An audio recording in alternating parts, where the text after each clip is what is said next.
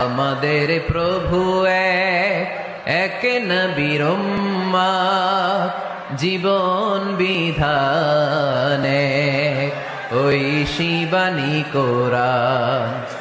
আমাদের প্রভু এক নবীর উম্মত, জীবন বিধানে ওই শিবানী কোরআন। أعوذ بالله من الشيطان الرجيم بسم الله الرحمن الرحيم والتين والزيتون وطور سينين وهذا البلد الأمين لقد خلقنا الإنسان في أحسن تقويم صدق الله العظيم رب اشرح لي صدري ويسر لي أمري واحلل عقدة من لساني يفقه قولي। আমরা শুরুতে আল্লাহ রাব্বুল ইজ্জা ওয়াল জালালের দরবারে শুকরিয়া জ্ঞাপন করছি যে আল্লাহ তাআলা আমাদেরকে সাইয়্যিদুশ শুহুর 12 মাসের মধ্যে থেকে শ্রেষ্ঠতম মাস রমাদানুল মুবারাকে ইফতারির পূর্ব মুহূর্তে মহাবিশ্বের মহাবিশ্বয় মহাগ্রন্থ আল কোরআন আল কারীম থেকে সরাসরি কিছু কথা শুনবার জন্য একত্রিত হওয়ার সুযোগ করে দিয়েছেন। আমরা সবাই পড়ছি কালিমাতুশ শুকর আলহামদুলিল্লাহ। শুরুতেই সূরাতুত তিনের কয়েকটা আয়াত তেলাওয়াত করেছি। এটা কালামুল্লাহ মাজিদের 95 নম্বর সূরা। এই সূরাটা মক্কাতুল মুকাররমাতে নাজিল হয়েছে। এই সূরার আয়াত সংখ্যা 8টা। এই সূরার শুরুতে আল্লাহ তাআলা 4টা কসম করেছেন, ওয়াত-তিনি ওয়াজ-যাইতুনি ওয়া-তুরি সিনিনা ওয়া হাযাল বালাদিল আমিন। ওয়াত-তিন তিনের কসম, ওয়াজ-যাইতুন যাইতুনের কসম, ওয়া-তুরি সিনিন সিনাই পর্বতের কসম, ওয়া হাযাল বালাদিল আমিন আর নিরাপদ শহরের কসম। তো 4টা শপথ করেছেন বা আল্লাহ তাআলা কসম করেছেন। কসম দিয়ে আল্লাহ তাআলা কোরআনের অনেক সূরা শুরু করেছেন। যেমন একটা সূরায় আল্লাহ ফজরের সময়ের কসম করেছেন। আল্লাহ বলেছেন ওয়াল ফাজর। আল্লাহ আকাশের কসম করেছেন ওয়াস-সামা ইযাতিল বুরুজ। আল্লাহ তাআলা সূর্যের কসম করেছেন ওয়াশ-শামসি ওয়া দুহাহা। এভাবে আল্লাহ তাআলা তার সৃষ্টির অনেক কিছুর কসম করে গুরুত্বপূর্ণ কোনো মেসেজ বা বার্তা আমাদের সামনে হাজির করেন। তো এই সূরাতে আল্লাহ তাআলা 4টা জিনিসের কসম করে একটা খুবই গুরুত্বপূর্ণ বার্তা মানব মণ্ডলীর জন্য এই সূরাতে তিনি হাজির করেছেন। এই সূরাটা আমাদের অনেকেরই মুখস্থ আলহামদুলিল্লাহ, এবং আল্লাহ রাসূল সাল্লাল্লাহু আলাইহি ওয়াসাল্লাম প্রায় বিভিন্ন নামাজে এই সূরাটা তেলাওয়াত করতেন।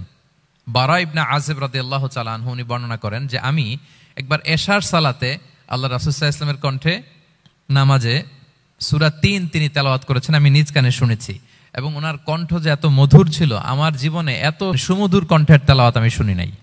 আল্লাহর হাবিব সাল্লাল্লাহু আলাইহি ওয়াসাল্লামের কোরআন তেলাওয়াতের যে কণ্ঠ এত সুমিষ্ট ছিল, এত চমৎকার ছিল, শুধু তেলাওয়াত শুনেই অনেকে শাহাদা পড়ে মুসলমান হয়েছে।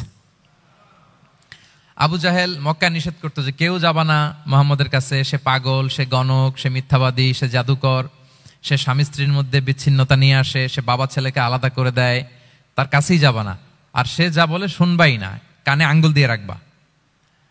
তো মানুষকে যেটা নিষেধ করা হয় বেশি, মানুষের ওইটার ব্যাপারে আগ্রহ থাকে বেশি। সে যত নিষেধ করতো মানুষ আরো বেশি বেশি যে শুনতো। মানুষকে সে কি বারণ করবে, সে দিনের বেলা নিষেধ করতো, রাতে যে লুকিয়ে লুকিয়ে নিজেই তেলাওয়াত শুনতো। তাহলে চিন্তা করেন যে আল্লাহর হাবিব সাল্লাল্লাহু আলাইহি ওয়াসাল্লামের কোরআনিক রেসিটেশন কত চমৎকার মেলোডিয়াস ভয়েস হলে স্বয়ং আবু জাহাল রাত্রিবেলা লুকিয়ে লুকিয়ে কোরআন তেলাওয়াত শুনতে যেত আল্লাহর হাবিব সাল্লাল্লাহু আলাইহি ওয়াসাল্লামের কণ্ঠে। তো রাসূল সাল্লাল্লাহু আলাইহি ওয়াসাল্লাম সূরাতুত 3টা এশার সালাতে তিনি তেলাওয়াত করেছেন, এই মর্মে হাদিসে পাওয়া যায়। এবং এই সূরাটা একটা ফলের নামে সূরা। 3 একটা ফল, আরব বিশ্বে খুব বেশি হয় 3 ফল। আমরা বাংলাদেশে ডুমুর বলি, ইংরেজিতে ফিগ বলে, ফিগ ট্রি। তো ফলের নামে বেসিক্যালি আল্লাহ তাআলা এই সূরাটাকে, এই চ্যাপ্টারটাকে ডেডিকেট করেছেন। আমরা সূরাকে ইংরেজিতে চ্যাপ্টার বলি। কোরআনে 114টা চ্যাপ্টার, এর মধ্যে এই সূরাটা হচ্ছে ফলের নামে ডেডিকেটেড। বিভিন্ন নামে খুব ইনক্লুসিভ ওয়েতে আল্লাহ তাআলা কোরআনে সূরাগুলো দিয়েছেন। কোরআনে আপনি প্রাণীর নামে সূরা পাবেন, প্রাণী। মানুষের নামে সূরা পাবেন।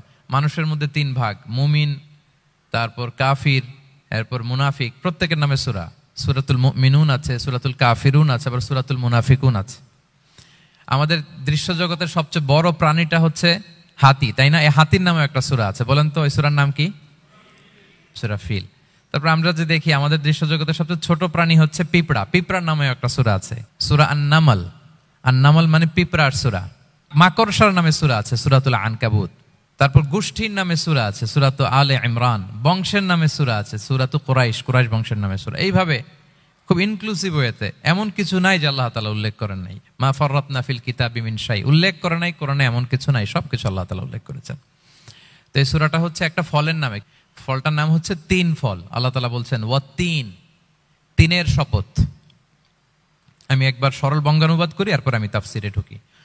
তিনের শপথ, ওয়াজ-জাইতুন, জাইতুনের শপথ, ওয়াতুরি সিনিন, সিনাই পর্বতের শপথ, ওয়াহাদাল বালাদিল আমিন, এই নিরাপদ শহরের শপথ, লাকাদ খালাকনাল ইনসানা ফি আহসানি তাকওয়িম, নিশ্চয় আমি মানুষকে খুব চমৎকার সুন্দর অবয়বে সৃষ্টি করেছি। সুম্মা রাদাদনাহু আসফালা সাফিলিন, এরপরে তাকে আবার নিচু থেকে নিচুর দিকে নামিয়ে দিয়েছি। ইল্লাল্লাযীনা আমানু ওয়া আমিলুস সলিহাত, তবে তারা ছাড়া যারা ঈমান এনেছে এবং সৎকর্ম করেছে, ফালাহুম আজরুন গায়রু মামনুন, তাদের জন্য আছে অফুরন্ত পুরস্কার। ফামা ইউকাযযিবুকা বা'দু বিদ্দিন, এগুলো জানার পরও কিসে তোমাকে দিন অস্বীকারের ব্যাপারে উদ্বুদ্ধ করলো? আলাইসাল্লাহু বিআহকামিল হাকিমিন, আল্লাহ তাআলা কি শ্রেষ্ঠ বিচারক নন? সাদাকাল্লাহুল আযীম। এই হচ্ছে এই সূরাটির সরল অনুবাদ। এবার আমরা তাফসিরে ঢুকি। প্রথমে আল্লাহ তাআলা বলেছেন ওয়াত-তিন, তিনের শপথ। তিন মানে তো আমরা জানলাম, তিন মানে ডুমুর। আল্লাহর হাবিব সাল্লাল্লাহু আলাইহি ওয়াসাল্লাম তিনি তিন ফল পছন্দ করতেন এবং এটা ডায়াবেটিক্সের জন্য ভালো, ডায়াবেটিক্স নিয়ন্ত্রণ করে। আমাদের বোনদের যাদের ইররেগুলার মেনস্ট্রুয়েশনাল পিরিয়ড হয়, এটার জন্য এটা খুব ভালো এবং খুব স্ট্রেংথ স্টেমিনা আনে শরীরে। এটা জান্নাতের একটা গাছ। আদম আলাইহিস সালাম এবং হাওয়া আলাইহিস সালামকে যখন আল্লাহ বলেছিল ওয়ালা তাকরাবা হাযিহিশ শাজারাতা ফাতাকুনা মিনায যালিমিন, আদম এবং হাওয়া জান্নাতের সব জায়গায় যা যেতে মন চায় যাও, যা খেতে মন চায় খাও, এই নিষিদ্ধ গাছের কাছে যেও না, তাহলে তোমরা জালিম হয়ে যাবে। শয়তান এসে উল্টা বুঝালো, সে বলল তোমাদের খেতে নিষেধ করছে কেন জানো? আল্লাহ চায় না যে তোমরা জান্নাতে থাকো, আল্লাহ চায় এখান থেকে তোমাদের বের করে দিবে, কিন্তু তোমরা যদি এই গাছের ফল খাও আল্লাহ আর বের করতে পারবে না। দেখছেন শয়তানের অবস্থা? শয়তান কিন্তু নেগেটিভিটি নিয়ে সামনে আসে না, আসে খুব আপনার ওয়েল উইশার হিসেবে, উপদেশ নিয়ে খুব ভালো একটা পজিটিভ ওয়েতে আসে। তো ওনারা খেয়ে ফেললেন এই নিষিদ্ধ গাছের ফল। খাওয়ার ফলে আদম আলাইহিস সালাম, হাওয়া আলাইহিস সালাম, ওনাদের গা থেকে জান্নাতের পোশাকগুলো ঝরে পড়ে গেল। এখন কি দিয়ে ওনারা ওনাদের প্রাইভেটকে ঢাকবেন? তখন ওনারা তাফসির ফি জিলালিল কোরআনে এসেছে যে ওনারা এই তিন গাছের পাতা নিয়ে নিজেদের প্রাইভেট ঢেকেছিলেন। সুবহানাল্লাহ। সেই তিন ফলের কসম আল্লাহ করলেন, ওয়াত-তিন, তিনের শপথ। এরপর আল্লাহ তাআলা বললেন ওয়াজ-জাইতুন, জাইতুনের শপথ। জাইতুন মানে হচ্ছে জলপাই। তো আল্লাহ তাআলা বললেন ওয়াজ-জাইতুন, জাইতুনের শপথ। জাইতুন মানে হচ্ছে জলপাই, ইংরেজিতে আমরা যেটাকে অলিভস বলি। তো আল্লাহ তিনের কসম করলেন এবং অলিভের কসম করলেন। দুইটাই খুব উপকারী ফল এবং আল্লাহর হাবিব সাল্লাল্লাহু আলাইহি ওয়াসাল্লাম তিনি জলপাইও খুব পছন্দ করতেন। ওনার রেগুলার ফুড আইটেমের মধ্যে জলপাই ছিল, অলিভস ছিল। এটা পাহাড়ি এরিয়া, মরুভূমিতে হয় এবং রাসূল সাল্লাল্লাহু আলাইহি ওয়াসাল্লাম বলেছেন কুলু যাইত ওয়াদ-দাহিনু ফাইন্নাহু মিন শাজারাতিন মুবারাকা, তোমরা অলিভ অয়েল এটা খেও এবং এটা গায়ে মালিশ করো, কেননা এটা বরকতময় একটা গাছের ফল, শাজারা মুবারাকা। এটা শরীরের ব্যাড কোলেস্টেরলকে কমিয়ে দেয়, দাড়িতে অ্যাপ্লাই করলে, চুলে অ্যাপ্লাই করলে সহজে পাকে না দাড়ি চুল, এবং স্কিনে অ্যাপ্লাই করলেও স্কিনের জন্য ভালো, স্কিনের জন্য বেশ ভালো। এটা যাদের সুযোগ হয় আপনারা দাড়িতে চুলে অ্যাপ্লাই করবেন, খাবেন। এটা খাওয়াও যায়। তামবুতু বিদ্দুহনি ওয়াসিবগিল লিল আখিলিন, কোরআনে এসেছে। এটা অয়েল হিসেবে ইউজ করে, আবার খাবার হিসেবেও ইউজ করা যায়। সালাদ ড্রেসিং এর ক্ষেত্রে কিন্তু অলিভ অয়েল আমরা ইউজ করি। ইদানিং পিজাতে খুব ইউজ করা হয় অলিভ, জলপাইটা। তো এটা আপনারা খেতে পারেন, এটা খুবই সুস্বাদু। এবং জলপাই গাছের মানে জাইতুন গাছের ডালের মেসওয়াক খুব ভালো হয়। আল্লাহর হাবিব সাল্লাল্লাহু আলাইহি ওয়াসাল্লাম জাইতুনের ডাল দিয়ে মেসওয়াক করতেন। তিনি বলতেন নি'মাস সিওয়াকিয়া জাইতুন, সবচেয়ে শ্রেষ্ঠ মেসওয়াক হচ্ছে জাইতুনের। মিনাশ শাজারাতিল মুবারাকা, কারণ এটা বরকতময় গাছের ডালা। এবং ফাইন্নাহু সিওয়াকি ওয়া সিওয়াকুল আম্বিয়া মিন ক্বাবলি, এই জাইতুনের ডাল দিয়ে আমিও যেমনি মেসওয়াক করি, আমার আগে যত নবী পৃথিবীতে এসেছে সবাই জাইতুনের ডাল দিয়ে মেসওয়াক করত। আল্লাহ বলেন ওয়াত-তিনি ওয়াজ-জাইতুন, তিনের শপথ আর জাইতুনের শপথ। এরপর আল্লাহ তাআলা বললেন ওয়াতুরি সিনিন, সিনাই পর্বতের শপথ। প্রথমে দুইটা ফলের শপথ করলেন, এবার একটা পাহাড়ের শপথ করতেছেন। আপনারা কি তুর পাহাড়ের নাম শুনেছেন? হ্যাঁ শুনেছেন। এই সিনাই পর্বত দ্বারা তুর পাহাড় উদ্দেশ্য। এটা মিশরের একটা পাহাড়, অনেক উঁচু, 2285 মিটার উঁচু। ওইটার নিচে আছে মুকাদ্দাসে তুয়া, যেখানে মুসা আলাইহিস সালামকে আল্লাহ তাআলা জুতা খুলতে বলেছিলেন, ফাখলা না আলাইকা ইন্নাকা বিল ওয়াদিল মুকাদ্দাসে তুয়া, হে মুসা তুমি পবিত্র উপত্যকায় এসেছো, জুতা খুলো। তো ওখানে সব ধর্মের লোকেরা যায়, সব ধর্মের লোকদের জন্য তীর্থস্থান, মুসলিম, জুইশ, খ্রিস্টিয়ান সবাই যায়। এটা সিনাই একটা এলাকা আছে মিশরের, north south Sinai, north Sinai, এটা সাউথ সিনাইতে অবস্থিত। তো নিচে একটা খ্রিস্টানদের প্রাচীন গির্জা আছে, সেন্ট ক্যাথেরিনা গির্জা। সেখান থেকে চলতে চলতে আপনাকে উপরে যেতে হবে, ফজরের পরে আবার চলে আসতে হবে, তা না হলে দুপুরবেলায় 10টা-11টার দিকে এমন সূর্যের প্রখর তাপ ওই পাথরের মধ্যে লাগে, ওখানে আর থাকা যায় না। একেবারে তুর পাহাড়ের উপরে সেখানে খ্রিস্টানদের জন্য ছোট্ট একটা সিনাগোগ আছে, তারা প্রার্থনা করে। খ্রিস্টানদের একটা চার্চ আছে, মুসলিমদের জন্য ছোট্ট একটা মুসল্লা আছে সুরাওয়ের মতো। আল্লাহ ওই সিনাই উপত্যকার কসম করেছেন, ওয়াতুরি সিনিন, সিনাই উপত্যকার কসম। এখানেই আল্লাহ তাআলা মুসা আলাইহিস সালামকে তাওরাত দিয়েছিলেন, মেজর একটা আসমানি কিতাব দিয়েছিলেন, এবং সরাসরি মুসা আলাইহিস সালাম এই পাহাড়ের চূড়ায় বসে আল্লাহ তাআলার সাথে কথা বলতেন। ওয়াকাল্লামাল্লাহু মুসা তাকলিমা, উনি সরাসরি কথা বলতেন, এটা ওনার একটা স্পেশাল বৈশিষ্ট্য ছিল, ক্যারেক্টারিস্টিক্স। এবং আল্লাহ তাআলা নূরের তাজাল্লি দিয়ে এই পাহাড়কে একবার জ্বালিয়ে দিয়েছিলেন। আজও এই পাহাড়ের রংটা অনেকটা একটু লালচে, একটু কালোচে, একটু রেডিশ কালারের। এবং মুসা আলাইহিস সালাম এই নূরের তাজাল্লির ঝলকে তিনি বেহুশ হয়ে গিয়েছিলেন এই পাহাড়ের উপরে। ইয়াজুজ মাহাজুজ যখন কিয়ামতের আগে আগমন করবে, তখন মুসলমানদের সেন্টার হবে। ঈসা আলাইহিস সালাম মুসলমানদেরকে নিয়ে ওইখানে অবস্থান করবেন, এই তুর পাহাড়ের ওখানে।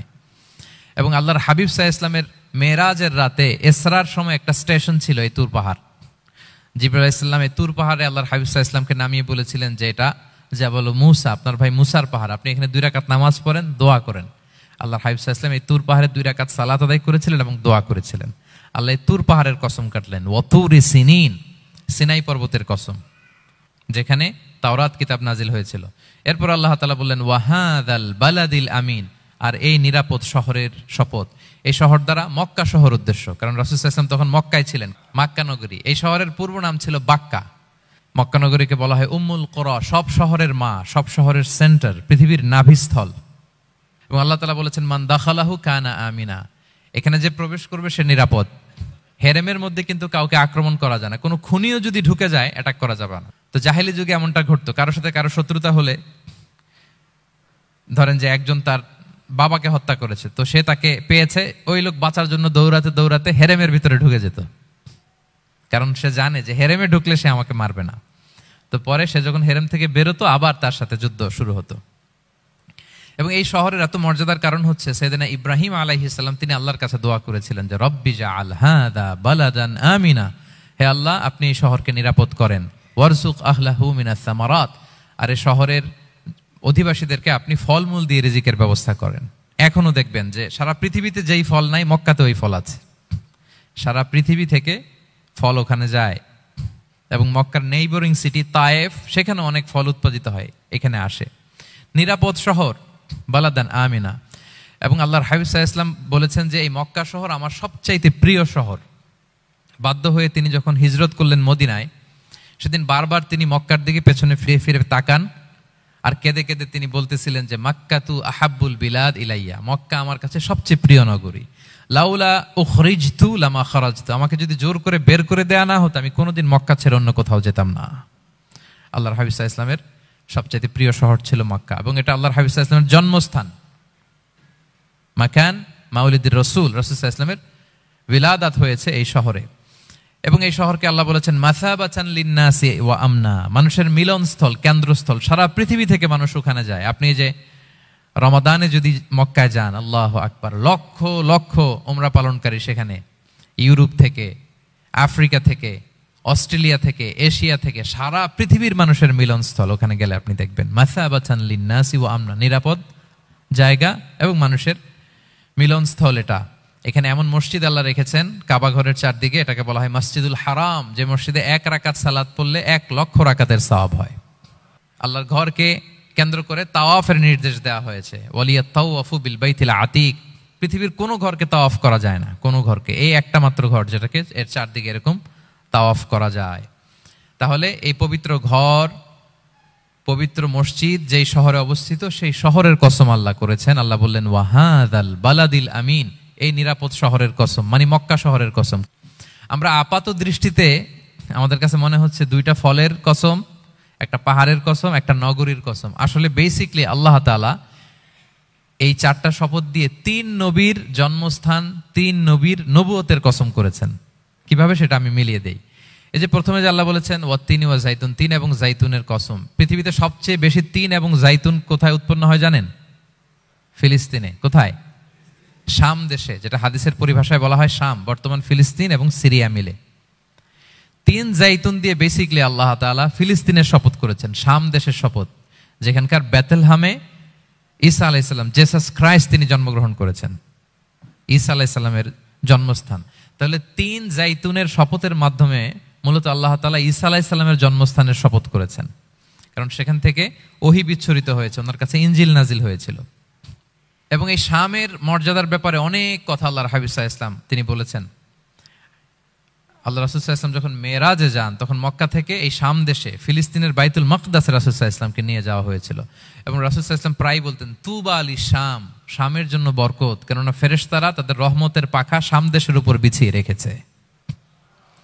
এবং তিনি বলতেন, ফিতনার সময় আলাইকুম বিশাম, তোমরা শামে যেও, শামে থেকো। এবং তিনি দোয়া করেছেন, আল্লাহুম্মা বারিক লানা ফি শামিনা, আল্লাহ তুমি আমার শাম অঞ্চলে আল্লাহ তুমি বরকত দিও। এবং হাদিসে এসেছে এই শামই হচ্ছে আরদুল মাহশার, এখানেই হাসর হবে। শাম অঞ্চলকে বিস্তীর্ণ করে এখানেই ময়দানুল মাহশার আল্লাহ তাআলা কায়েম করবেন, হাসরের ময়দান এখানেই হবে। এবং সেখানেই হচ্ছে সানিউল কিবলাতাইন, আমাদের আগের কেবলা কিন্তু বাইতুল মাকদাসের দিকে ছিল, যেটা শামে অবস্থিত, ফিলিস্তিনে বাইতুল মুকাদ্দাস, যেই মসজিদে নামাজ পড়লে 1 রাকাতে 500 রাকাতের সওয়াব।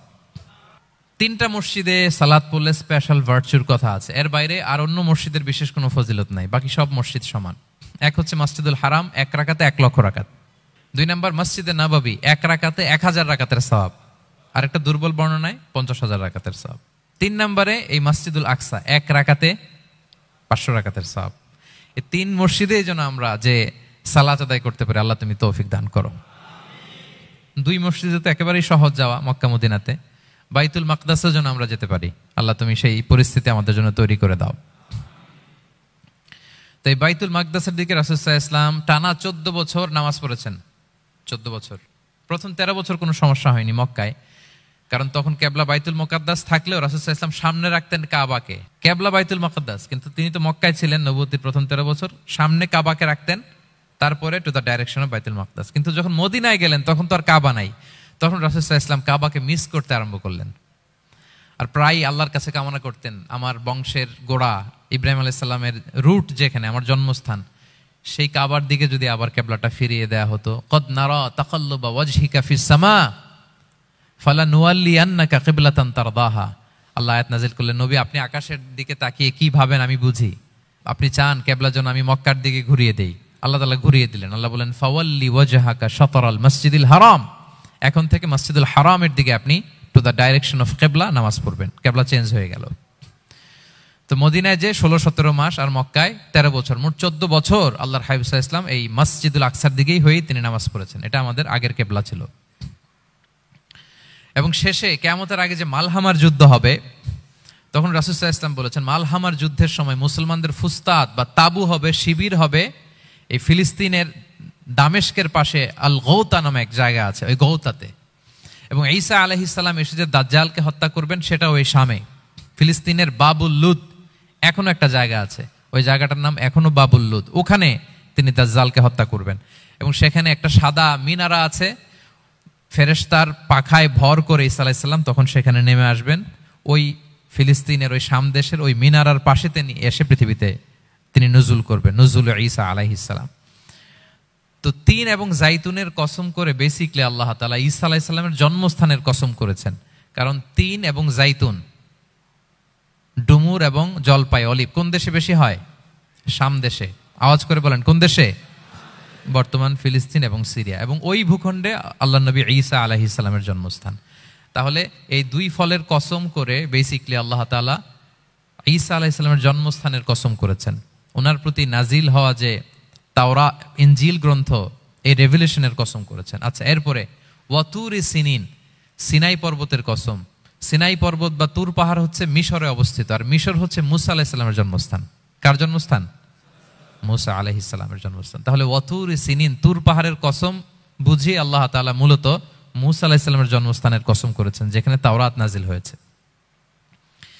এরপরে ওয়াহাদাল বালাদিল আমিন, এ নিরাপদ শহর বলে আল্লাহ তাআলা মক্কা শহরকে বুঝিয়েছেন। আর মক্কা কার জন্মস্থান বলেন তো? মুহাম্মদুর রাসূলুল্লাহ সাল্লাল্লাহু আলাইহি ওয়াসাল্লাম, সাইয়্যিদুল মুরসালিন, খাতামুন নবিয়্যিন, রাহমাতাল লিল আলামিন, হাবিবুল্লাহ মুহাম্মদুর রাসূলুল্লাহ সাল্লাল্লাহু আলাইহি সাল্লামের জন্মস্থান। তাহলে এই চারটা আয়াতে চারটা শপথের মধ্য দিয়ে মূলত আল্লাহ তাআলা ঈসা আলাইহিস সালামের জন্মস্থান, মুসা আলাইহিস সালামের জন্মস্থান এবং মুহাম্মদ সাল্লাল্লাহু আলাইহি সাল্লামের জন্মস্থান, যেই তিনটা এলাকায় ভূখণ্ডে তিনটা মেজর ওহী নাজিল হয়েছে। এক তো ঈসা আলাইহিস সালামের কাছে নাজিল হয়েছে ইনজিল কিতাব, আর একটা হচ্ছে তাওরাত। তাওরাত এমন কিতাব যে কিতাব দিয়ে হাজার হাজার নবীরা ফয়সালা করেছেন। বনি ইসরাইলের অনেক নবীর উপর কোনো কিতাব নাজিল হয়নি, তার মানে তারা রসুল ছিলেন না, তারা নবী, তারা সবকিছু তাওরাত দিয়েই ফয়সালা করতেন। আর রাসূল সাল্লাল্লাহু আলাইহি ওয়াসাল্লামের উপর কোরআন নাজিল হয়েছে।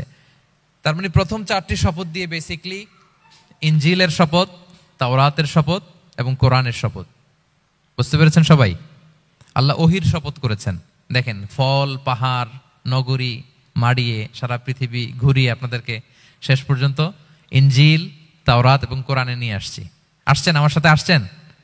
হ্যাঁ, এই রেভেলেশনের শপথ আল্লাহ করেছেন। তাহলে ওয়াত্তিনি ওয়াজাইতুনি ওয়াতুরি সিনিনা ওয়া হাযাল বালাদিল আমিন, এই চার আয়াতে চারটা শপথের মধ্য দিয়ে মূলত আল্লাহ তাআলা আসমান থেকে নাজিল হওয়া যে ওহী, এই ওহীর শপথ অথবা ওহী যেই ভূখণ্ডে নাজিল হয়েছে সেই ভূখণ্ডগুলোর শপথ করে আল্লাহ একটা গুরুত্বপূর্ণ কথা বলবেন। সেটা কি? আল্লাহ তাআলা বললেন, লাকাদ খালাকনাল ইনসানা ফি আহসানি তাকওয়িম, আর আমি মানুষকে অত্যন্ত চমৎকার অবয়বে সৃষ্টি করেছি, চমৎকার গঠনে, চমৎকার স্ট্রাকচারে, ডিজাইনে সৃষ্টি করেছি। মানুষের দৈহিক অবকাঠামো গঠন এটা যেমনি চমৎকার, মানুষের ইন্টেলেকচুয়াল কাঠামো এটা চমৎকার, মানুষের আচরণগত যে বিহেভিয়ারাল ট্রেটস, ক্যারেক্টারিস্টিক্স এটাও চমৎকার। প্রত্যেক দিক থেকে আল্লাহ তাআলা নান্দনিকভাবে মানুষকে তিনি তৈরি করেছে। আমরা যদি দেহের কথা বলি, হিউম্যান অ্যানাটমি নিয়ে যাদের ধারণা আছে, আপনি শুনলে অবাক হবেন এত জটিলভাবে আমাদের দেহটা ফাংশন করে। ঠিক যেই মুহূর্তে আমি কথা বলতেছি আমার ব্রেইন সচল, আমার নার্ভ সিস্টেম সচল, হেয়ারিং সিস্টেম, স্মেলিং সিস্টেম, আমার এই যে হার্ট সচল, সিস্টোলিক ডায়াস্টোলিক অলিন্দ নিলয় হচ্ছে, আমার লাং কাজ করতেছে, কিডনি ইজ ওয়ার্কিং পারফেক্টলি, সব কিছু কাজ করতেছে। এত সূক্ষ্মভাবে আমাদের দেহটা কাজ করে, এটাকে ইংরেজিতে বলে মরফোলজি, আকৃতি সংক্রান্ত যে বিদ্যা, এটা নিয়ে যদি আপনি দেখেন যে মানুষের হাত কিভাবে কাজ করে, মানুষের পা কিভাবে কাজ করে, মানুষের হিউম্যান ব্রেইন কিভাবে কাজ করে, আপনি অবাক হবেন। এবং আল্লাহর যে সেট আপ, লাকাদ খালাকনাল ইনসানা ফি আহসানি তাকওয়িম, নিশ্চয় আমি মানব জাতিকে চমৎকার অবয়বে তৈরি করেছি। আপনি যদি অবয়বটা দেখেন, আমাদের স্ট্রাকচার, এর চেয়ে সুন্দর করে আর তৈরি করা যেত না, এর চেয়ে সুন্দর আর হতে পারে না। যেখানে যা দেয়ার, মাথার চুল থেকে পায়ের নখ পর্যন্ত, আপনি একটা ডিজাইনে, স্ট্রাকচারে, সেট আপে আপনি ভুল ধরতে পারবেন না। যেখানে যেটা দরকার, আপনি একটু খেয়াল করে দেখেন যে এই যে আমাদের চোখ, চিকিৎসা বিজ্ঞান বলতেছে যে মানুষ 10 মিলিয়নেরও বেশি রং শনাক্ত করতে পারে। Human eyes can identify more than 10 million colours. 10 মিলিয়নেরও বেশি রং আমরা আমাদের চোখ দিয়ে শনাক্ত করতে পারি। সুবহানাল্লাহ, সুবহানাল্লাহ বিহামদি। আচ্ছা, চোখের সেট আপটা একটু যদি খেয়াল করেন, দেখেন আমার এই চোখ এখানে না থেকে এটা যদি জাস্ট 2 ইঞ্চি উপরে এখানে হইতো, এইটা যদি কপালে যদি আমাদের চোখ হইতো, কি অবস্থা হইতো বলেন তো? সিজদা দিতে পারতেন আল্লাহকে? বলেন, দিতে পারতেন? আচ্ছা, আমরা কিছু খাওয়ার সময় আমরা কি করি? ওইটা ভালো আছে কিনা, পচে গেল কিনা, স্মেলটা আগে দেখি, তারপরে খাই। দেখেন কত চমৎকার সেট আপ। একটু খেয়াল করেন, এই নাকের সেট আপ যদি এইখানে না থাকে, আমাদের নাক যদি পেছনে থাকতো, খাওয়ার সময় খাবারটা বাসি কিনা, ভালো আছে কিনা কি করতেন? লাকাদ খালাকনাল ইনসানা ফি আহসানি তাকওয়িম। আচ্ছা দেখেন, এই যে আমরা কান দিয়ে শুনি, এই যে কান পেঁচানো, মনে করেন না যে এমনি এমনি পেঁচানো, এই পেঁচানো, এটাই পথ না থাকলে আমরা শুনতেই পেতাম না। এটা এমন ভাবে সেট আপ করা, এটাই ইথারে ভাষা তরঙ্গকে এয়ার ড্রামের ভেতরে সুন্দরভাবে ইনপুট করে, নাহলে আমরা শুনতে পেতাম না। আপনার এই কান কেটে ফেলে দিলে আপনি শুনতে পারবেন না। এটা এইভাবেই যেতে হবে, সুরঙ্গটা এইভাবে তৈরি হইতে হবে। আচ্ছা দেখেন, আপনার কান, এই কান যদি এইখানে না থেকে আপনার ডান বগলের নিচে হইতো, বাম কান যদি বাম বগলের নিচে হইতো, তাহলে কি হইতো বলেন? আজকে আমার ওয়াজ কিভাবে শুনতেন বলেন দেখি, কিভাবে শুনতেন? বুদ্ধি আছে বলে যে হুজুর এইভাবে শুনতাম। সুবহানাল্লাহ, সুবহানাল্লাহ। লাকাদ খালাকনাল ইনসানা ফি আহসানি তাকওয়িম, আমি মানুষকে সবচেয়ে সুন্দর সর্বোত্তম গঠনে তৈরি করেছি। দেখেন, কান দুটো ওইখানে থাকলে কথা শুনতে হইলে হাত উঁচু করে রাখা লাগতো। আল্লাহ, আপনি একটা একটা অঙ্গ দেখেন, ঠিক যেখানে যেটা যেভাবে সেট করা দরকার, আল্লাহ তাআলা দয়া করে অনুগ্রহ করে ঠিক সেভাবে তিনি সেট করেছেন। আমাদের চেহারার মধ্যে দেখেন এক একজনের এক এক রং, ওয়াখতিলাফু আলসিনাতিকুম ওয়া আলওয়ানিকুম, ইন্না ফি যালিকা লাআয়াতুন লিল আলিমিন। আল্লাহ বলেন তোমাদের ভাষার ভিন্নতা দিয়েছি, তোমাদের গায়ের রঙের ভিন্নতা, একজনের চেহারার সাথে আরেকজনের মিল নাই, একজনের ফিঙ্গারপ্রিন্টের সাথে। আয়াহসাবুল ইনসানু আল্লান নাজমাআ ইযামা বালা কাদিরিনা আলা আন নুসাউইয়া বানানা। মানুষ ভেবেছে সে মারা গেলে তাকে আমি তার অস্থি মজ্জা হাড় গোশত চামড়া জোড়া লাগাতে পারবো না। আরে তার আঙ্গুলির অগ্রভাগ পর্যন্ত আমি সুবিন্যস্ত করে আমার কাছে রেখে দিয়েছি। ফিঙ্গারপ্রিন্ট, আমাদের ফিঙ্গারপ্রিন্ট গুলো আল্লাহর কাছে সংরক্ষিত। একজনের ফিঙ্গারপ্রিন্টের সাথে আরেকজনেরটা মিলে না। এই যে আমার 10 আঙ্গুলে 10টা ফিঙ্গারপ্রিন্ট, পায়ের গুলো হচ্ছে ফুটপ্রিন্ট, একটার সাথে আরেকটা মিলে। আমার এটার সাথে এটা মিলবে বলেন? আমার সাথে আপনারটা মিলবে? বর্তমানে পৃথিবীতে কত কোটি মানুষের বসবাস বলেন? এই যত মানুষ পৃথিবীতে আছে, একজনের আঙ্গুলের ছাপের সাথে, এই যে বায়োমেট্রিক্যাল অথেন্টিকেশন যে আমরা করি, একজনের ফিঙ্গারপ্রিন্টের সাথে আরেকজনের ফিঙ্গারপ্রিন্টের মিল নাই। একজনের ফুটপ্রিন্টের সাথে ফুটপ্রিন্ট মিল, ইভেন একজনের আই প্রিন্টের সাথে। আমাকে একজন ওনার হসপিটালে নিয়ে গেল ঢাকায়, তো উনি ওনার দরজা খুলতেছে আই প্রিন্ট দিয়ে, মানে উনি না গেলে খুলে না। উনি আর ওনার খুব কাছের স্টাফ, এটা গুরুত্বপূর্ণ একটা অফিস। তো উনি চোখ দিল, আই প্রিন্ট নিল, এরপরে দরজা খুলে যাচ্ছে। দেখেন, একজনের আই প্রিন্টের সাথে আরেকটা আই প্রিন্ট মেলে না। সুবহানাল্লাহ। প্রিয় ভাইরা, একজনের ফিঙ্গারপ্রিন্টের সাথে আরেকজনের ফিঙ্গারপ্রিন্টের কোনো মিল আছে পৃথিবীতে? ফুটপ্রিন্টের সাথে, আই প্রিন্টের সাথে? কারণ ডিজাইনারটা কে বলেন তো? হুয়াল্লাযী ইউসাউবিরুকুম ফিল আরহামি কাইফা ইয়াশা। মায়ের পেটে থাকতেই আল্লাহ তাআলা এগুলো ডিজাইন করে দিয়েছেন। আমি কেমন হব, আমার বৈশিষ্ট্য কেমন হবে, এই যে আমি যে আমার বাবা দাদা 14 পুরুষের ডিএনএ বয়ে বেড়াই, এগুলো সব নিয়ে আমার বৈশিষ্ট্য, আমার কণ্ঠস্বর, আমার ক্যারেক্টারিস্টিক্স, আমার ফিচার কেমন হবে, সব তিনি আল্লাহ তাআলা মায়ের পেটে থাকতে ডিজাইন করে দিয়েছেন। সুবহানাল্লাহ। আল্লাহ বলছেন লাকাদ খালাকনাল ইনসানা ফি আহসানি তাকওয়িম। প্রিয় ভাইরা, কসম করার পরে আল্লাহ যে কথাটা বলেন, এটা অনেক গুরুত্বপূর্ণ, খুবই গুরুত্বপূর্ণ বার্তা। আল্লাহ চারটা কসম করে তিনটা নবীর জন্মস্থানের শপথ করে তিনি বললেন লাকাদ খালাকনাল ইনসানা ফি আহসানি তাকওয়িম। নিশ্চয় আমি অত্যন্ত চমৎকার আকৃতিতে মানুষকে তৈরি করেছি। মানুষের গঠন এরকম, মাথা থেকে পা পর্যন্ত। আমি তো দু একটার কথা বললাম, চোখ, নাক, কান। আপনি একটা একটা করে যদি ধরেন, আমাদের হেয়ারিং সিস্টেম কিভাবে কাজ করে, হেয়ারিং নার্ভ কিভাবে কাজ করে, আমাদের সেন্সেশন কিভাবে কাজ করে, আমাদের ব্রেন কিভাবে কাজ করে। আমাদের এক একজনের ব্রেন 1.5 কেজি ওজন, 3 পাউন্ডের মতো একটা সুস্থ মানুষের অ্যাভারেজ ব্রেনের ওজন। এই ব্রেনের মেমোরি হচ্ছে 2.5 মিলিয়ন গিগাবাইট। আপনার মোবাইলে স্পেস কত বলেন, মেমোরি কত? হ্যাঁ, 512 জিবি। আর আমার আর আপনার ব্রেইনের যে মেমোরি, এই মেমোরি হচ্ছে 2.5 মিলিয়ন গিগাবাইটস। আল্লাহ, এই যে প্রতি মুহূর্তে আমাদের নিউরন কানেক্টিভিটি হচ্ছে, ব্রেনের স্নায়ুগুলোর যত কানেক্টিভিটি হয়, যত আমরা চিন্তা করে ব্রেনকে খাটাই, নতুন নতুন জিনিস আমরা তৈরি করতে পারি। এবং এমনভাবে আল্লাহ তাআলা এমন সফিস্টিকেটেড ব্রেইন আল্লাহ মানুষকে দিয়েছে, মানুষ পারে না এমন কিছু নাই। মানুষ যা কল্পনা করতে পারে, মানুষ তা করে দেখাতে পারে। এজন্য আমাদের কল্পনার জানালাটাকে বড় করতে হবে। আই রিপিট, মানুষ যা কল্পনা করতে পারে, ইমাজিন করতে পারে, সেটা মানুষ করে দেখাতে পারে। ওই ক্যাপাসিটি দিয়ে আল্লাহ তাআলা মানুষকে তৈরি করেছেন। সুবহানাল্লাহ, সুবহানাল্লাহ। লাকাদ খালাকনাল ইনসানা ফি আহসানি তাকওয়িম। এই ব্রেনকে খাটিয়ে মানুষের কত ইনভেনশন, কত ডিসকভারি, মানুষ সভ্যতার পর সভ্যতা বিনির্মাণ করেছে। চোখ ধাঁধানো মানুষের আবিষ্কার, তাক লাগিয়ে দিয়েছে গোটা বিশ্বে একটার পর একটা করে। আল্লাহ এমন ভাবে মানুষকে তিনি তৈরি করেছেন। লাকাদ খালাকনাল ইনসানা ফি আহসানি তাকওয়িম। চমৎকার অবয়বে, তার দৈহিক অবয়ব যেমনি সুন্দর, তার বুদ্ধিগত, তার চিন্তাগত, তার ইন্টেলেক্ট, এটাও তেমন সুন্দর, এটাও তেমন চমৎকার। পৃথিবীর কোন প্রাণীকে আল্লাহ তাআলা এরকম হিউম্যান ব্রেনের মতো এরকম সফিস্টিকেটেড ব্রেন দিয়ে, ইন্টেলেক্ট দিয়ে তৈরি করেনি। এজন্য সব প্রাণী থেকে মানুষ আলাদা। সব প্রাণী থেকে মানুষের চিন্তা, বিবেক, বুদ্ধি এগুলো আলাদা। তাহলে দেখেন, মানুষের শ্রেষ্ঠত্ব মূলত এগুলোর দ্বারা। মানুষ যদি তার চিন্তা, বিবেক, বুদ্ধি খাটায়, সে শ্রেষ্ঠ হয়ে যায়। আমি একটা কথা প্রায় বলি যে মানুষ যদি ভালো হয়, সে ফেরেশতার চেয়েও ভালো। আর মানুষ যদি খারাপ হয়, সে পশুর চেয়েও নিকৃষ্ট। আল্লাহ বলেন উলাইকা কাল আনআমি বাল হুম আদাল লাহুম কুলুবুল লা ইয়াফকাহুনা বিহা ওয়া লাহুম আ'য়ুনুল লা ইউবসিরুনা বিহা ওয়া লাহুম আযানুল লা ইয়াসমাউনা বিহা উলাইকা কাল আনআমি বাল হুম আদাল। তাদের হৃদয় আছে, ওটা দিয়ে অনুধাবন করে না সত্যকে। চোখ আছে, ওটা দিয়ে সে সত্যটা দেখে না। কান আছে, হকের কথা শোনে না। উলাইকা কাল আনআম, আল্লাহ বলেন তারা প্রাণীর মতো, চতুষ্পদ জন্তুর ন্যায়। শুধু অতটুকুই না, বালহুম আদাল, তারা তার চেয়েও নিকৃষ্ট, তার চেয়েও নিকৃষ্ট। তাহলে মানুষ ভালো হলে সে ফেরেশতাকে ছাড়িয়ে যায়, আর মানুষ নিকৃষ্ট হলে সে পশুত্বকে হার মানায়। কথা বুঝতে পেরেছেন? মানে আমরা ভালো হলে সবচেয়ে ভালো, খারাপ হলে সবচেয়ে খারাপ। একটা পশু আর একটা পশুকে হত্যা করে কেটে 20 টুকরা করছে, এরকম কোন নিউজে আসছে কোনোদিন? কিন্তু আশরাফুল মাখলুকাত মানুষ তার মতো রক্তে মাংসে গড়া আরেকটা মানুষকে নির্মমভাবে হত্যা করে কেটে 20 টুকরা করে বস্তাবন্দি করে ডোবার মধ্যে ফেলে রাখছে, এরকম নিউজ আছে না বলেন? আছে। মানুষ তার মতো একটা মানুষকে নির্মমভাবে হত্যা করে, এরকমও তো আছে যে কেরোসিন দিয়ে তার মতো আরেকটা মানুষকে সে জ্বালিয়ে দিয়েছে, আছে না নাই বলেন?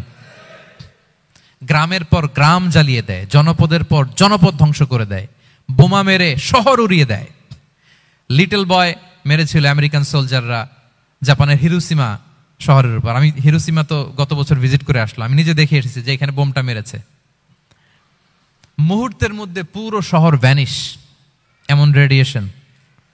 তো যেই আমেরিকান পাইলট বোমা মারতেছে সেও মানুষ, সেও কি? আর যাদেরকে ধ্বংসের জন্য এই লিটল বয় মারলো হিরোশিমাতে আর ফ্যাটম্যান মারলো নাগাসাকিতে, এরাও কি? তাহলে দেখেন, মানুষ তার মতো আরেকটা মানুষকে এরকম মেরে টুকরো টুকরো কুচি কুচি করতে সে দ্বিধাবোধ করে না। আল্লাহ, মানুষ গণহত্যা চালায়, জেনোসাইড। এই যে আমাদের বাংলাদেশে তো কিছুদিন আগে হলো গণহত্যা, হেলিকপ্টার থেকে গুলি করে বাচ্চা মেরে ফেলতেছে। কার বাচ্চা, কার কলিজার টুকরা সন্তান, ডোন্ট কেয়ার। জনগণের টাকায়, ট্যাক্সের টাকায় কেনা বুলেট, হেলিকপ্টার দিয়ে জনগণকে, ছাত্রদেরকে হত্যা করা হয়েছে। দেখেন, সেও মানুষ। যারা হত্যা করতেছে, গণহত্যা, জেনোসাইড চালিয়েছে, তারাও মানুষ। তাহলে মানুষ যদি খারাপ হয়, মানুষের চেয়ে খারাপ আর কেউ হয়? আর মানুষ ভালো হলে মানুষের চেয়ে ভালো কেউ হতে পারে? মানুষ এমন জায়গায় যেতে পারে যেখানে ফেরেশতারাও যেতে পারে না। জিবরাইল আলাইহিস সালামের যাওয়ার সীমানা যেখানে শেষ, মুহাম্মদ সাল্লাল্লাহু আলাইহি ওয়াসাল্লামের ঊর্ধ্ব জগতের কাহিনী সেখান থেকে শুরু। আল্লাহু আকবার। তাহলে মানুষ ভালো হলে ফেরেশতাকে ছাড়ায়, মানুষ খারাপ হলে পশুত্বকে হার মানায়। So the decision is yours. রাস্তা দুইটা, আপনি কোন দিকে যাবেন? আপনি কি ডান দিকে জান্নাতের পথে যাবেন নাকি বাঁ দিকে জাহান্নামের পথে যাবেন? সিদ্ধান্ত আপনার। আল্লাহ তাআলা বললেন, লাকাদ খালাকনাল ইনসানা ফি আহসানি তাকওয়িম। আমি মানুষকে চমৎকার আকৃতিতে তৈরি করেছি। হাতের মেকানিজম কি, পায়ের মেকানিজম কি, আমার চেয়ে আপনারা ভালো জানেন। এগুলো ঘন্টার পর ঘন্টা আপনি বলতে পারবেন যে কেমন ভাবে আল্লাহ তাআলা তৈরি করেছেন। আল্লাহ বলেন, মানুষকে আমি অত্যন্ত চমৎকার আকৃতি দিয়ে তৈরি করেছি। তার সৃষ্টিগত কাঠামো, তার বুদ্ধিবৃত্তিক কাঠামো, তার চিন্তাগত কাঠামো, তার আচরণগত কাঠামো, তার নৈতিকতায় তাকে এমন উচ্চ মর্যাদার আসন আমি দিয়েছি, এটা যদি সে অ্যাচিভ করে, বিলং করে, তাহলে তার চেয়ে শ্রেষ্ঠ কেউ আর হতে পারে। কিন্তু আল্লাহর দেয়া এই ক্যাপাসিটিগুলো, এই নেয়মাগুলো যদি সে অ্যাকসেপ্ট না করে, সে যদি পশুত্বের পথে হাঁটে, সে যদি শয়তানের দেখানো পথে হাঁটে, তাহলে সে এত নিচে যাবে, অন্য কেউ আর এত নিচে যেতে পারে না। মানুষ যত নিচে যেতে পারে, ফেরেশতারাও অত নিচে যেতে পারবে না, জিন জাতিও পারবে না, কোনো প্রাণীর পক্ষে যাওয়া সম্ভব না। তাহলে মানুষকে আল্লাহ তাআলা এমন সফিস্টিকেটেড ওয়েতে তৈরি করেছেন, চাইলে সে সবার উপরে যেতে পারে, আবার চাইলে আল্লাহর দেয়া নেয়ামতগুলোকে যদি সে ভিন্ন খাতে প্রবাহিত করে, সে সবচেয়ে নিকৃষ্ট হতে পারে। সেটাই আল্লাহ বললেন, সুম্মা রাদাদনাহু আসফালা সাফিলিন। এরপরে তাকে আমি হীন থেকে হীনতর করেছি, নিচ থেকে আরো নিচে নিয়েছি। সে যখন ঈমান আনে না, সে যখন সৎকর্ম করে না, সে যখন আল্লাহর শেখানো, আল্লাহর দেখানো রাস্তায় সে চলে না, সে যখন তার নফসের কথা শুনে, সে যখন তার প্রবৃত্তির গোলাম সাজে, সে সবচেয়ে নিকৃষ্ট হয়। আসফালা সাফিলিন মানে একেবারে নিচে, এর নিচে আর নাই। আল্লাহ বলেছেন, ইন্নাল মুনাফিকিনা ফিদ দারকিল আসফালি মিনান নার। সেখানে আল্লাহ আসফাল বলেছেন, মুনাফিকরা জাহান্নামের একেবারে তলদেশে থাকবে। তাই মানুষ যদি ঈমান আর সৎকর্মের বলে বলিয়ান না হয়, সে এত খারাপ হয়, কেউ এত নিচে যেতে পারে না। বলেন, মানুষ যত নিচে যেতে পারে, জিন তত নিচে যেতে পারবে? ফেরেশতারা পারবে না। আর মানুষ যত উপরে যেতে পারে, ফেরেশতারা এত উপরে যেতে পারবে না। সো দুইটারই সুযোগ আপনার আছে। সুম্মা রাদাদনাহু আসফালা সাফিলিনের দুইটা ব্যাখ্যা। কোন মুফাসসির বলেছেন, যৌবনের পর, যৌবনে থাকে শক্তিশালী, বার্ধক্যের সময় যখন সে নুয়ে যায়, ছোট হয়, সে একেবারে দুর্বল হয়ে যায়, সেটা বোঝানো হয়েছে। আর অন্যান্য মুফাসসিরিন একরাম বলেছেন, না, আল্লাহর দেওয়া এই নেয়মা, ক্যাপাসিটি যখন সে সঠিক পথে কাজে লাগায় না, সে যখন প্রবৃত্তির অনুসরণ করে, সে তখন এত খারাপ হয়, এত নিচ থেকে নিচুতর হয়, এত হীন থেকে হীনতর হয়, তার চেয়ে হীনতর আর কেউ তখন হতে পারে না। সেখান থেকে বাঁচার দুটি রাস্তা আল্লাহ বলেছে। আল্লাহ বলছেন, ইল্লাল্লাযীনা আমানু ওয়া আমিলুস সলিহাত। তবে যারা ঈমান আনে এবং সৎকর্ম করে তারা ছাড়া। তারা ওই নিচু থেকে নিচুতর নয়, তারা শ্রেষ্ঠতর। ঈমান এবং সৎকর্ম, ঈমান এবং আমলে সালেহাত। কোরআনের অনেক জায়গায় আপনি আয়াতটা পাবেন, ইন্নাল্লাযীনা আমানু ওয়া আমিলুস সালিহাতি কানাত লাহুম জান্নাতুল ফিরদাউসি নুজুলা। নিশ্চয়ই যারা ঈমান এনেছে, সৎকর্ম করেছে, তাদের জন্য আমি জান্নাতে ফেরদাউস রেখে দিয়েছি। আল্লাহ বলেন তারা নিকৃষ্ট হবে না যারা ঈমান এনেছে, সৎকর্ম করেছে। যারা কি এনেছে? ঈমান। আর কি করেছে? সৎকর্ম করেছে। ইল্লাল্লাযীনা আমানু, যারা ঈমান এনেছে, সৎকর্ম করেছে, ফালাহুম আজরুন গায়রু মামনুন, তাদের জন্য রয়েছে অফুরন্ত পুরস্কার, মানে জান্নাত। তাদের জন্য কি? ওই জান্নাতে যেতে আমরা চাই কি চাই না বলেন? রাস্তা কয়টা? এটা চলে গেছে ডান দিকে, এটার গন্তব্য হচ্ছে ডেস্টিনেশন জান্নাতুল ফেরদাউস। আর এটা শয়তানের পথ, এটা আপনার প্রবৃত্তির দেখানো পথ, এটা চলে গিয়েছে জাহান্নামে। So now the decision is years. আপনার ডিসিশন, কোন দিকে যাবেন, ডানে না বায়ে? জান্নাতে না জাহান্নামে? জান্নাতে যেতে চাই আমরা। ফালাহুম আজরুন গায়রু মামনুন, তাদের জন্য আছে অফুরন্ত নেয়ামত, অফুরন্ত পুরস্কার। আমরা যেন সেই পুরস্কার লাভে ধন্য হতে পারি, আমরা সবাই বলি আমিন। আল্লাহ বলেন এইভাবে 4টা কসম করার পরে, এত গুরুত্বপূর্ণ বার্তা হাজির করার পরে, তোমার ঘুমন্ত বিবেককে জাগিয়ে তোমাকে বার্তা দেওয়ার পরেও কিভাবে তুমি অস্বীকার করতে পারো আখিরাতকে? ফামা ইউকাযযিবুকা বা'দু বিদ্দিন, এরপরেও কোন বিবেকে, কোন আকলে, কোন সাহসে তুমি কর্মফল দিবসকে অস্বীকার করো? কোন সাহসে? এখানে দিন দ্বারা উদ্দেশ্য কর্মফল। ভালো করলে যে ভালো পাবে, খারাপ করলে যে খারাপ পাবে। দিনের অনেক অর্থ, এটার তাফসিরে গেলে সময় কুলাবে না। ফামা ইউকাযযিবুকা বা'দু বিদ্দিন, এরপরেও কর্মফলকে অস্বীকার করার সাহস তুমি কোত্থেকে পাও? কিসে তোমাকে উদ্বুদ্ধ করে কর্মফল দিবসকে অস্বীকার করতে? আলাইসাল্লাহু বিআহকামিল হাকিমিন, আল্লাহ তাআলা কি শ্রেষ্ঠ বিচারক নন? সূরা আবু দাউদে আল্লাহর হাবিব সাল্লাল্লাহু আলাইহি ওয়াসাল্লাম বলেন, কেউ যদি সূরাতুত তিন তেলাওয়াত করে, করতে করতে যদি শেষ আয়াতে চলে আসে, আর সে যখন পড়ে আলাইসাল্লাহু বিআহকামিল হাকিমিন, আল্লাহ তাআলা কি শ্রেষ্ঠতম বিচারকদের মধ্যে সর্বশ্রেষ্ঠ বিচারক জাজ নন, তখন সে যেন উত্তর দেয়, এটা তো আল্লাহর প্রশ্ন। আলাইসাল্লাহু বিআহকামিল হাকিমিন, আল্লাহ আমাদেরকে প্রশ্ন ছুড়ে দিয়েছেন যে আল্লাহ তাআলা কি শ্রেষ্ঠ বিচারক নন? তখন যে তেলাওয়াত করে সে যেন বলে বালা বালা ওয়া আনা আলা যালিকা মিনাশ শাহিদিন। বালা মানে অবশ্যই, হ্যাঁ আল্লাহ অবশ্যই আপনি শ্রেষ্ঠ বিচারক, আর আপনি যে শ্রেষ্ঠতম বিচারকের সাক্ষী আমি দিচ্ছি, এই ঘোষণা আমি দিচ্ছি। পড়েন সুবহানাল্লাহ। আপনি দেখবেন মসজিদুল হারামে, হারামুল মাক্কিতে যখন তেলাওয়াত করে ইমাম সাহেবরা, এই আয়াতের পরেই যদি রুকুতে যায়, দেখবেন ফিস ফিস করে বলে যে বালা বালা ওয়া আনা আলা যালিকা মিনাশ শাহিদিন। আমি নিজে শুনেছি, দেখবেন ওনার এটা পরে, কারণ আল্লাহ এখানে প্রশ্ন ছুড়ে দিয়েছেন। আর উত্তর হিসেবে বলতে হবে বালা ওয়া আনা আলা যালিকা মিনাশ শাহিদিন, আল্লাহ অবশ্যই আপনি শ্রেষ্ঠ বিচারক। আল্লাহর চাইতে শ্রেষ্ঠ বিচারক আর হতে পারে? আমরা কত লাকি যে আল্লাহর আহকামুল হাকিমিন হিসেবে বিচারক পেয়েছি।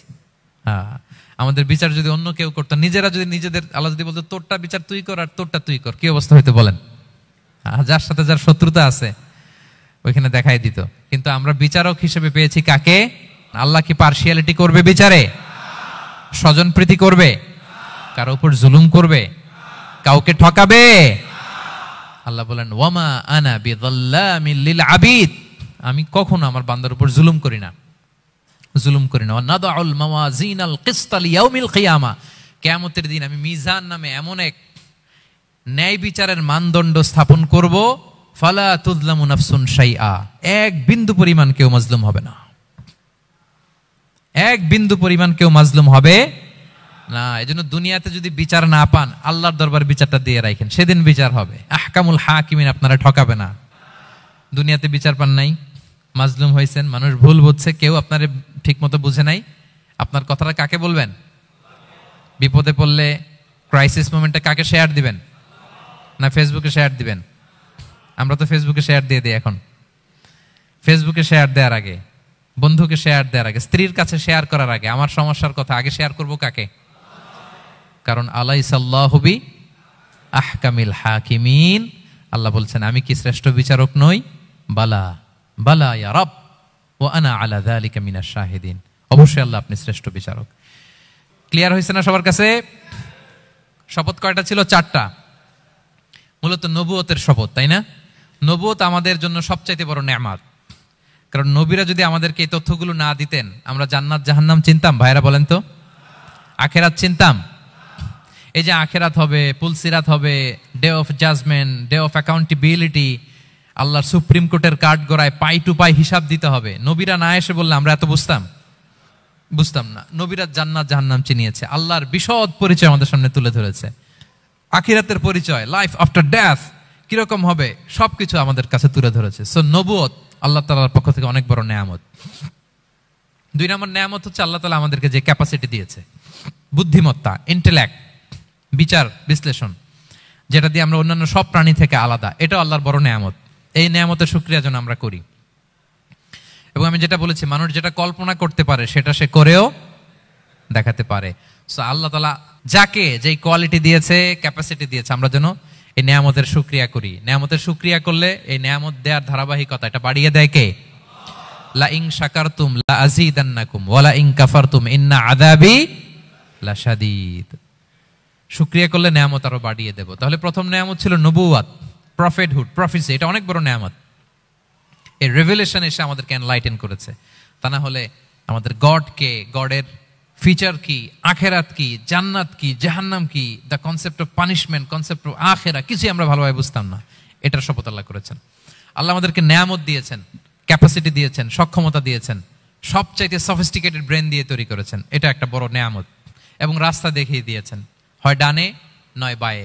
এবং তিনি আশ্বাস দিয়েছেন যে তোমাদেরকে সঠিক ফায়সালার মাধ্যমে বিচার করা হবে সেদিন। তাই আমাদের বিপদে আপদে সবসময় আমরা যেন ফরিয়াদ করি এক মহান সত্তার কাছে। বলুন তো আওয়াজ করে, তিনি কে? আল্লাহর কাছে যেন আমরা ফরিয়াদ করি। আল্লাহ তাআলা আমাদের সবাইকে কথাগুলো বুঝার ও আমল করার তৌফিক দান করুক।